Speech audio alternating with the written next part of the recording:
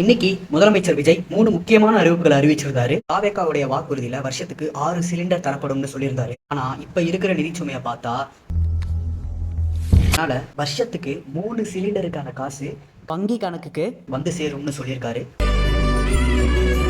இது பொங்கல்ல இருந்து நடைமுறைப்படுத்தப்படும்னு சொல்லியிருந்தாரு. அதுக்கப்புறம் பெண்களுக்கு அரசு பேருந்தில் இலவச பயணம் இது அக்டோபர் 2ஆம் தேதியிலிருந்து தொடங்கப்படும்னு சொல்லியிருக்காரு. 3வது முக்கியமான ஒரு அறிவிப்பு என்னன்னா, பரந்தூர்ல விமான நிலையம் வராதுன்னு சொல்லிட்டாரு. ஏர்போர்ட்டே வரக்கூடாதுன்னு நான் சொல்லல, இந்த இடத்துல வரக்கூடாதுன்னு நான் சொல்றேன். பரந்தூருக்கு ஏர்போர்ட் வராம இருந்தா தமிழ்நாடு வீழ்ச்சியா தான் சந்திக்கும்னு சொல்லி நம்ம ப்ரௌடு கொத்தூசும் கொளத்தூர் கொத்து போராட்டம் ரொம்ப வருந்துறாங்க. அதுலயும் இந்த கொத்தடிமைகள் ஒரு படி மேல போய் ஏர்போர்ட் வராதுன்னு சொன்ன இந்த நாளை கருப்பு நாள்னு சொல்றாங்க. வேற யாராச்சும் இதுக்கு எதிர்ப்பு தெரிவிக்கிறாங்களான்னு பார்த்தா இல்ல, நம்ம கொத்தடிமை குரூப்ஸ் மட்டும் தான் எதிர்ப்பு தெரிவிக்குது.